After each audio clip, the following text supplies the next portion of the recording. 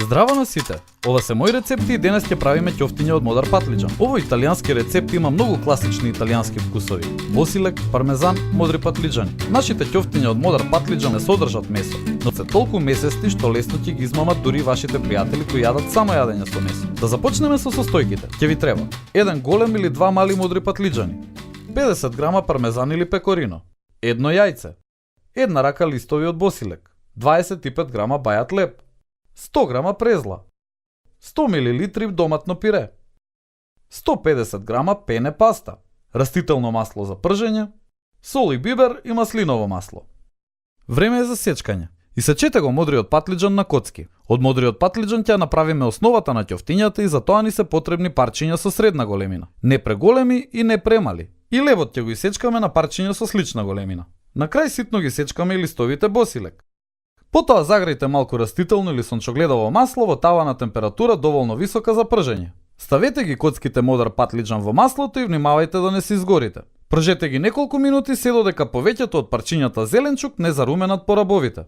Кога ќе бидат готови, извадете ги од тавата и оставете ги на салфета да се исцедат. Ако не е премногу извалкано, чувајте го маслото за следната фаза на подготовката. Сега ќе ги ставиме различните состојки заедно. Во голема чинија измешајте ги пржениот модар патлиџан, бајатиот леб и босилекот. Ставете го искршеното јајце внатре и изрендајте пармезан.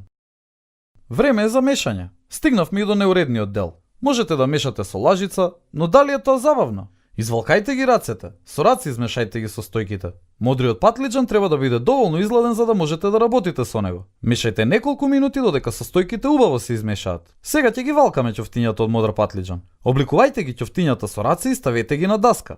Повторувајте ја постапката додека не ја искористите целата смеса. Пред повторното пржење, ќофтињата ќе ги извалкаме во презла. Овде користиме чијабата презла која сами ја направивме во блендер. Валкајте го секоја ќофте во презлата додека убаво да се покрие и ставете го настрана. Повторно стоплете го маслото кое ви остана од предмалку или заменете го со чисто масло. Најсоодветно е растително или сончогледово масло.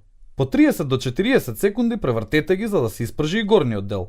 Сакаме да добиеме убава златна крцкава текстура. Кога ќе бидат готови, тргнете ги и оставете ги да се изгладат пред сервирање. Време е за сервирање. Ова јадење го сервираме со обична пене паста и доматно пире кое претходно го искрчкавме. Откако ќе ја поставите основата за сервирање, ставете 3 ќофтиња во чинијата и време е за јадење. За ова јадење се потребни претежно ефтини состојки кои можеби ви се наоѓаат во домот. Модар патлиџан, малку бајат леб, неколку листа босилек кои можете да ги наберете од сопствената градина. Изгледа тешко за правење, но обидете се и ќе видите колку е всушност лесно. Вкусот на ќофтињата е толку месест што ќе помислите дека навистина јадете месо. И не заборавај, на сите ни е потребна идеја во кујната. Затоа биди вистински пријател и сподели.